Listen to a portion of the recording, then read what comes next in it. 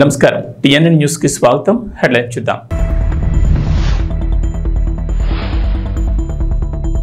Vijayawada highway విస్తరణ వేగంగా నిర్మాణ పనులు. మంత్రి కోమటిరెడ్డి వెంకటరెడ్డి కీలక ఆదేశాలు.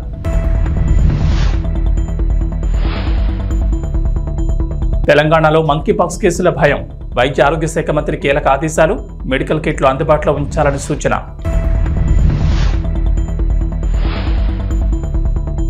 విశాఖ కేంద్రంగా త్వరలోనే రైల్వే జోన్ ఏర్పాటు. రైల్వే శాఖ మంత్రి అశ్విని వైష్ణవ్ వెల్లడి.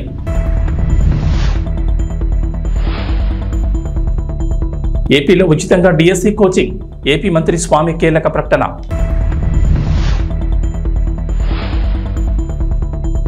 ఏపీ తెలంగాణలో ఉపరితల ఆవర్తనం. పలు జిల్లాల్లో భారీ వర్షాలకు ఛాన్స్.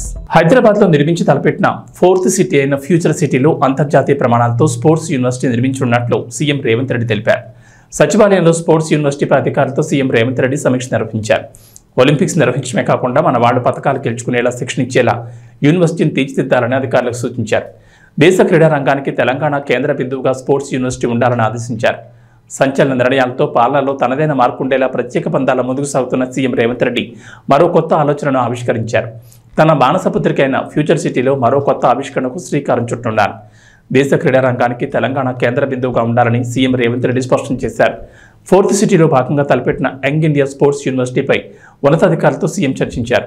రకరకాల క్రీడలు, అకాడమీలు, పాఠశాలలు, క్రీడా శిక్షణ సంస్థలన్నింటినీ ఒకే గొడుక్కుందుకు తేవడంతో పాటు అత్యంత ప్రతిష్టాత్మకంగా స్పోర్ట్స్ యూనివర్సిటీ రూపుదిద్దుకోవాలని ఆదేశించారు. హైదరాబాద్ విజయవాడ జాతీయ రహదారి 2 తెలుగు రాష్ట్రాల మధ్య వారధిగా ఉంటుంది. దేశంలోనే అత్యంత రద్దీగా ఉండే జాతీయ రహదారిలో ఇది ఒకటి. నిత్యం వేలాదిగా వాహనాలు ఈ రహదారిపై ప్రయాణాలు సాగిస్తూ ఉంటాయి. ఇక పండగలు, సెలవు దినాల్లో అయితే రద్దీ విపరీతంగా ఉంటుంది. కొన్నిసార్లు కిలోమీటర్ల మేర వాహనాలు బారులు తీరుతాయి. ప్రస్తుతం ఆ రహదారి 4 వరుసలుగా ఉంది. అయితే ఈ రహదారిని విస్తరించాలని రాష్ట్ర ప్రభుత్వం నిర్ణయం తీసుకుంది. ఈ మేరకు తెలంగాణ రోడ్లు, భవనాల శాఖ మంత్రి కోమటిరెడ్డి వెంకటరెడ్డి పలుమార్లు కేంద్ర మంత్రి గడ్కరీని కలిసి రహదారి విస్తరణపై చర్చించారు. రహదారి విస్తరణకు కేంద్రం నుంచి గ్రీన్ సిగ్నల్ వచ్చింది. రహదారిపై రోడ్డు ప్రమాదాలు ఎక్కువగా జరుగుతున్న నేపథ్యంలో రహదారి విస్తరణకు సిద్ధమయ్యారు. ఈ నేపథ్యంలో రహదారి విస్తరణపై మంత్రి కోమటిరెడ్డి వెంకటరెడ్డి కీలక అప్డేట్ ఇచ్చారు. విజయవాడ జాతీయ రహదారిని భద్రమైన మార్గంగా తీర్చిదిద్దామని స్పష్టం చేశారు. ఈ రహదారితో పాటు రాష్ట్రంలో మిగతా జాతీయ రహదారుల నిర్మాణం మరింత వేగవంతం చేయాలని అధికారులను ఆదేశించారు. సోమవారం సెక్రటరియట్లో జాతీయ రహదారులపై ఉన్నతాధికారులతో మంత్రి సమీక్ష సమావేశం నిర్వహించారు. హైదరాబాద్ విజయవాడ జాతీయ రహదారిని 6 వరుసలుగా విస్తరించేందుకు పనులు వేగవంతం చేసినట్లు చెప్పారు. సమస్య కాదు ఈ 17 స్పాట్లలో మీరు చూడండి, ఏదో ఒక స్పాట్లో యాక్సిడెంట్ జరుగుతుంది. అందుకనే నేను గుర్తించి వెంటబడి ఇన్ని అవంతరాల తర్వాత ఈ సమస్య పరిష్కారానికి దొరికిన 6 నెలల్లో ఈ పనులన్నీ పూర్తి చేస్తాం. అందుకనే పనులు జరిగే సమయంలో గ్రామాలకు వెళ్ళి రోడ్ల మీదకి వచ్చేవాళ్ళు కానీ, హైదరాబాద్ విజయవాడ నుంచి విజయవాడ టు హైదరాబాద్ రెగ్యులర్గా పోయే ఆర్టీసీ బస్సులు అనుకోండి, ప్రైవేట్ బస్సులు అనుకోండి, ప్రైవేట్ కార్లు కానీ జాగ్రత్తగా పోవాలని మ్యాక్సిమం సైన్ బోర్డ్స్ పెట్టిస్తున్నాను.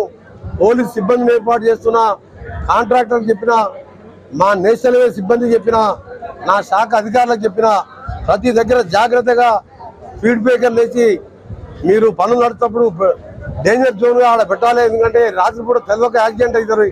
అన్ని 17 చోట్ల కన్స్ట్రక్షన్ అవుతున్నాయి. అందుకని ఈ సమస్య పరిష్కారం అవుతుంది. 5 నెలలు అందరూ ఓపిక పట్టాలని, అందరూ జాగ్రత్తగా పోవాలని ఇంకొక మాటిస్తున్న హైదరాబాద్ విజయవాడ 2 రాష్ట్రాల ప్రజలకు, మీ అమరావతి రాజధానికి హైదరాబాద్కు డిసెంబర్ లోపు 6 లేన జలధారిగా మారుస్తానని గడ్కరీ గారు రేపు 5 గంటల సమయం ఇచ్చిండు. ఆ వారానికి ఒకసారి ఢిల్లీకి వెళ్ళైనా సరే దాని 6 లోన్గా మారే నిధులు, అదనపు నిధులు సురక్షితంగా విజయవాడ పోయేగా 6 నెలల జాతీయ రహదారి ప్రపంచంలో ఎక్కడ లేని విధంగా డిపిఆర్ చేపిస్తున్నా. ఆ శాఖ రావడం, ముఖ్యమంత్రి గారు కూడా నాకు సపోర్ట్ చేస్తూ, అన్నా నువ్వు RRR కానీ హైదరాబాద్ విజయవాడ రోడ్ కానీ నువ్వు ఎప్పుడు రమ్మన్నా ఢిల్లీకి వస్తా, అయినా నీకే ఢిల్లీలో ఎక్కువ సంబంధాలు ఉన్నాయి, గడ్కరీ గారు కూడా నీకు దగ్గరగా ఉంటారు, మొత్తం కూడా నువ్వు కంప్లీట్ చేయాలని చెప్పి వారు కూడా తరచూ నాకు. కరోనా మహమ్మారి నుంచి అన్ని దేశాలు ఇప్పుడిప్పుడే కోలుకుంటుండగా మంకీపాక్స్ కలవర పెడుతోంది. ఇప్పటికే ఆఫ్రికా దేశాల్లో శరవేగంగా ఈ వైరస్ వ్యాపిస్తోంది. మిగతా దేశాలు కూడా పాకుతోంది. ఎంపాక్స్ పై అప్రమత్తమైన ప్రపంచ ఆరోగ్య సంస్థ గ్లోబల్ హెల్త్ ఎమర్జెన్సీని ప్రకటించింది. దీంతో మంకీపాక్స్ వైరస్ ను మన దేశంలోకి రాకుండా అడ్డుకోవడమే లక్ష్యంగా ప్రధాని మోడీ 2 రోజుల క్రితం అత్యవసర సమావేశం ఏర్పాటు చేశారు. Principal secretary doctor PK Mishra నేతృత్వంలోని అధికారుల బృందంతో ప్రధాని ఉన్నత స్థాయి సమీక్ష నిర్వహించారు. మంకీపాక్స్ ని ఎలా ఎదుర్కోవాలనే విషయంపై అధికారులతో చర్చించారు. ఈ సందర్భంగా అన్ని రాష్ట్రాలకు కీలక సూచనలు చేశారు. కేంద్రం సూచనలతో తెలంగాణ ప్రభుత్వం అప్రమత్తమైంది. మంకీపాక్స్పై అలర్ట్గా ఉండాలని రాష్ట్ర వైద్య ఆరోగ్య శాఖ మంత్రి దామోదర్ రాజ్ నరసింహ ఆ శాఖ అధికారులకు కీలక ఆదేశాలు జారీ చేశారు. మంకీపాక్స్ నివారణకు అవసరమైన మెడికల్ కిట్లు, మెడిసిన్ సిద్ధంగా ఉంచాలన్నారు. ఈ మేరకు సోమవారం సచివాలయంలో మంకీపాక్స్పై వైద్య ఆరోగ్య శాఖ ఉన్నతాధికారులతో మంత్రి సమీక్ష సమావేశం నిర్వహించారు. రాష్ట్రంలో ఈ వ్యాధికి సంబంధించి ఎలాంటి కేసులు నమోదు కాలేదని చెప్పారు. ప్రజలు భయపడాల్సిన అవసరం లేదని స్పష్టం చేశారు. అయితే ముందు జాగ్రత్త చర్యగా గాంధీ ఫీవర్ హాస్పిటల్స్లో స్పెషల్ వార్డులు అందుబాటులో ఉండేలా ఏర్పాట్లు చేయాలన్నారు. ఆంధ్రప్రదేశ్కు కేంద్రం నుంచి తీపి కబరింది. రాష్ట్రానికి సాకి అసిస్టెన్స్ ఫర్ క్యాపిటల్ ఇన్వెస్ట్మెంట్ కింద నిధులు ఇచ్చేందుకు కేంద్రం గ్రీన్ సిగ్నల్ ఇచ్చింది. ఇందులో తొలి విడతగా 1500 కోట్లు విడుదల చేశారు. ఆర్థిక కష్టాల నుంచి రాష్ట్రాన్ని గట్టెక్కించడానికి ఏ మార్గాల్లో నిధులు రాబట్టాలన్న దానిపై ప్రభుత్వం కసరత్తు చేస్తోంది. రాష్ట్రానికి కేంద్రం నుంచి నిధులు తెచ్చుకునేందుకు ఉన్న అన్ని మార్గాలపై ఫోకస్ పెట్టింది. ఈ మేరకు ఇప్పటికే రాష్ట్ర ప్రభుత్వం ప్రతిపాదనలు పంపించింది. ఇప్పటికే రాష్ట్ర ఆర్థిక మంత్రి పయ్యావుల కేశవ్ 2 సార్లు ఢిల్లీ వెళ్లి కేంద్ర ఆర్థిక మంత్రి ఆ శాఖ ఉన్నతాధికారులతో మాట్లాడిన సంగతి తెలిసిందే. తాజాగా ముఖ్యమంత్రి నారా చంద్రబాబు నాయుడు కూడా ఢిల్లీ వెళ్లి నిధుల కోసం ప్రయత్నాలు చేశారు.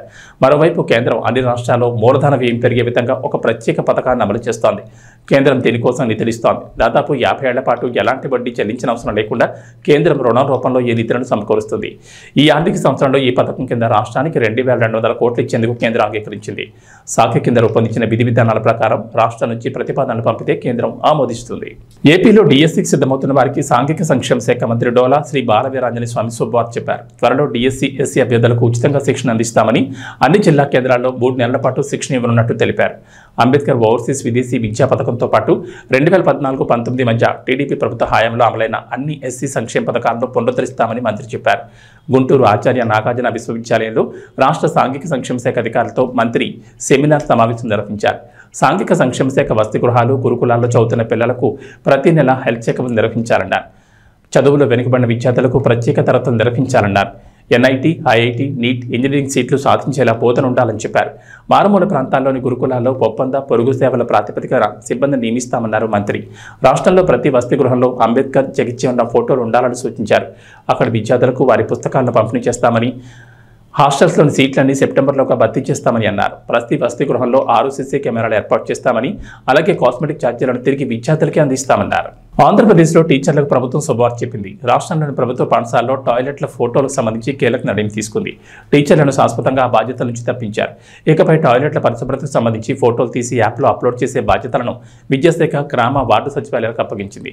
రాష్ట్ర వ్యాప్తంగా ఇకపై ఆయా సచివాలయాలను education welfare assistant, ward education కార్యదర్శి ప్రతి సోమ, గురువారాల్లో పాఠశాలను సందర్శించి మరుగుదొడ్ల ఫోటోలు తీసి అప్లోడ్ చేయాలని ప్రభుత్వం ఉత్తర్వులు జారీ చేసింది.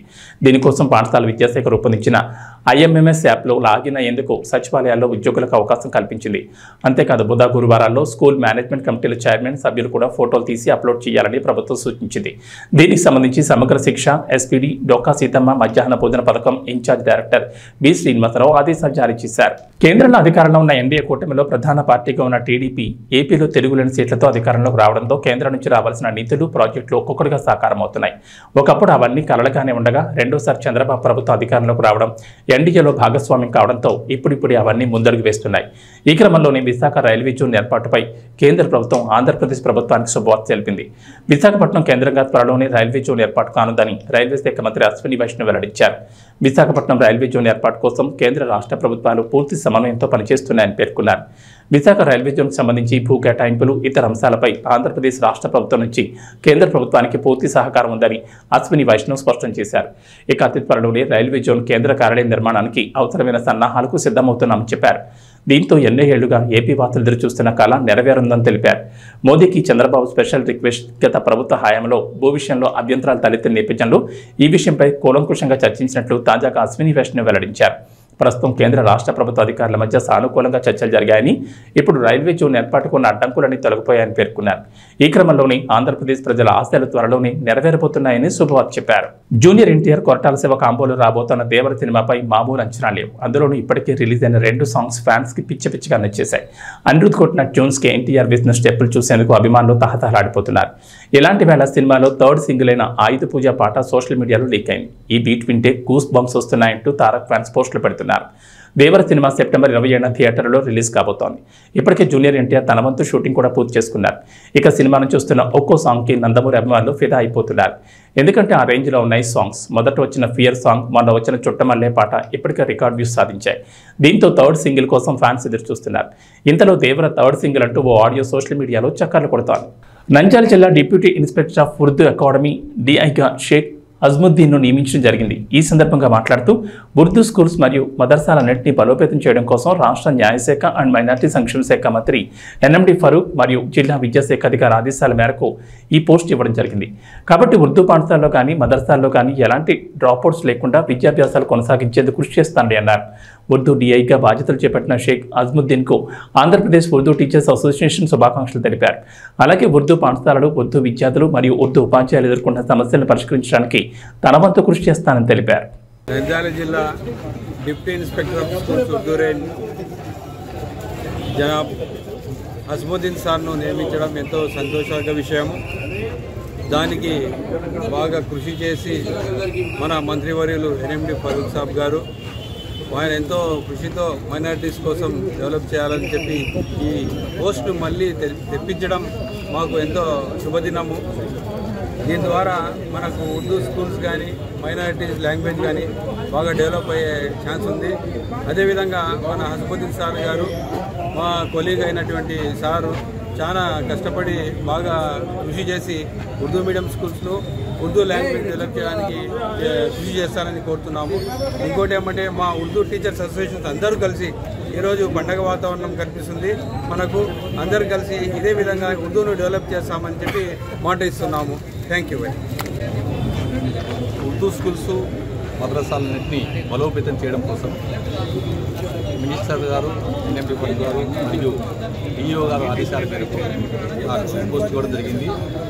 ఈ మద్రసాలను కానివ్వండి, ఉర్దూ స్కూల్లో కానివ్వండి డ్రాప్అవుట్స్ లేకుండా విద్యాభ్యాసం కొనసాగించే విధంగా కృషి చేస్తానని చెప్పి మీ ముందు తెలియజేస్తున్నాను. ఈ పోస్ట్ పశ్చిమ గోదావరి జిల్లాకు సంబంధించి 2047 నాటికి వికసిత ఆంధ్రప్రదేశ్ భవిష్యత్ ప్రణాళిక సిద్ధం చేయాలని జిల్లా కలెక్టర్ నాగరాణి జిల్లా అధికారులను ఆదేశించారు. కలెక్టరేట్లో మీకోసం సమావేశమైనందు జిల్లా కలెక్టర్ నాగరాణి 2047 నాటికి వికసిత ఆంధ్రప్రదేశ్ భవిష్య ప్రణాళిక సిద్ధం చేయడానికి వివిధ శాఖల జిల్లా అధికారులతో సమీక్ష నిర్వహించారు. ఈ సందర్భంగా జిల్లా కలెక్టర్ మాట్లాడుతూ వికసిత్ భారత్ 2047కి అనుగుణంగా 2047 నాటికి వికసిత ఆంధ్రప్రదేశ్ కింద రాష్ట్ర సమగ్ర అభివృద్ధికి ఆంధ్రప్రదేశ్ ప్రభుత్వం రోడ్ మ్యాప్ను సిద్ధం చేస్తుందన్నారు. ఈ దిశగా ఆంధ్రప్రదేశ్ ఏటా 15% వృద్ధిని సాధించే లక్ష్యంతో రాష్ట్రానికి సంబంధించిన ముసాయిదా విజన్ డాక్యుమెంట్ ఖరారు దశలో ఉందన్నారు. 2024 అక్టోబర్ 2న భారత ప్రధానమంత్రి ఈ పత్రాన్ని విడుదల చేస్తారని కలెక్టర్ తెలిపారు. వృద్ధి రేటు లక్ష్యాలు సాధించడానికి జిల్లా మండల స్థాయిలో ఆర్థిక మరియు సామాజిక ప్రణాళికలు అవసరమన్నారు. దీనికోసం రాబోయే 5 సంవత్సరాలకు బలాలు, సంభావ్య ప్రాంతాలు, వృద్ధి ఇంజన్లు మరియు అభివృద్ధి చెందిన రంగాలను స్పష్టంగా గుర్తిస్తూ ఒక దృక్కోణ జిల్లా ప్రణాళికను కలిగి ఉండాలన్నారు. 2024-29 నాటికి ఏటా 15% వృద్ధి రేటు జీఆర్ సాధించాలనే ప్రాథమిక లక్ష్యంతో ప్రతి జిల్లా ఇలాంటి విజన్ ప్లాన్లను సిద్ధం చేయాలని ప్రభుత్వం ఆదేశించిందన్నారు. రాష్ట్ర ప్రభుత్వ ప్రణాళిక విభాగం నీతి ఆయోగ్ మద్దతుతో ఈ పత్రాన్ని సిద్ధం చేస్తోందన్నారు. ఇదే తరహాలో జిల్లా స్థాయిలో జిల్లా విజన్ డాక్యుమెంట్ తయారు చేయాలన్నారు.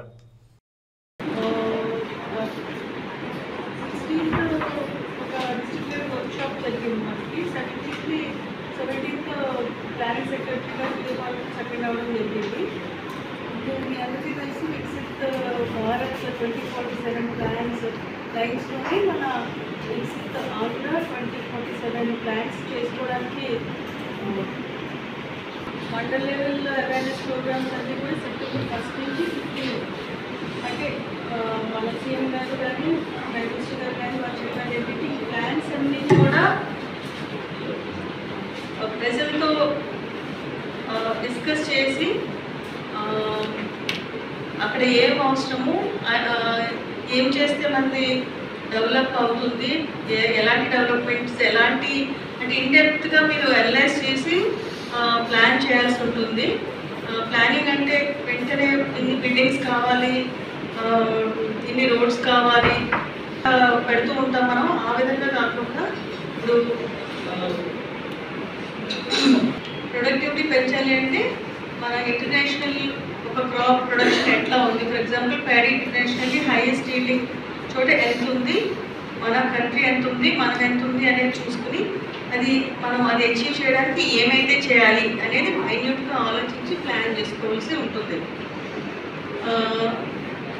అలాగే ఎవ్రీ సెక్టర్, డ్రింకింగ్ వాటర్ కానీ, రోడ్స్ అండ్ బిల్డింగ్స్ కానీ, ఎడ్యుకేషన్ కానీ ఈ విధంగా ప్లాన్ చేయాలి. ఇప్పుడు R&Dలో మనకి 216, 167 ఇవి 165 హైవేస్ ఆల్రెడీ కంటెంప్లేషన్ ఉన్నాయి మనకి. 165 తొందరలో అవుతుంది. కానీ ఇప్పుడు కొత్త జిల్లా దృష్ట్యా ఇంకా ఇప్పుడు కంప్లీట్ నెట్వర్క్ అనేది ఉండాలి. ఆ విధంగా మీరు ప్లాన్ చేయాల్సి ఉంటుంది. కాంప్రహెన్సివ్ ప్లాన్ కనుక మీరు ప్లాన్ చేసుకుంటే మనం ప్రజల్లోకి వెళ్ళే ముందు విలేజ్ స్థాయిలో, మండల స్థాయిలో మనము ఏ స్థాయిలో ఉన్నాము, మనం ఎక్కడ అచీవ్ చేయాలి అనేది మనం ఒక ఐడియా వేస్తే ఆ విధంగా వెళ్ళడం జరుగుతుంది. లేకపోతే అక్కడ స్కూల్ లేదు, స్కూల్ కావాలి అని అంటారు. స్కూల్ కంటే ముఖ్యమైనది అక్కడ ఉన్న పిల్లలకి చదువులు రావాలి, వాళ్ళు కాంపిటెన్స్గా డెవలప్ అవ్వాలి, ఆటపాటలో ముందు ఉండాలి, వాళ్ళ చదువు క్లాస్ బేస్ కాంపిటెన్సెస్లో ముందు ఉండాలి. అన్నీ చేయడానికి ఏం చేయాలి. అలాగే మన స్కూల్ మేనేజ్మెంట్ కమిటీస్ని ఎంపవర్ చేయాలి. ఇన్స్టిట్యూషన్ బిల్డింగ్స్లో కూడా మన ప్లాన్స్లో పెట్టుకోవాలి. ఇవన్నీ మీరు by end of this month మనకి డిపార్ట్మెంట్ వైజ్ జిల్లా సమగ్ర అభివృద్ధికి ఏం కావాలి అవన్నీ మనం ప్లాన్ చేసుకుంటే ట్రైనింగ్స్, ఇన్స్టిట్యూషన్ బిల్డింగ్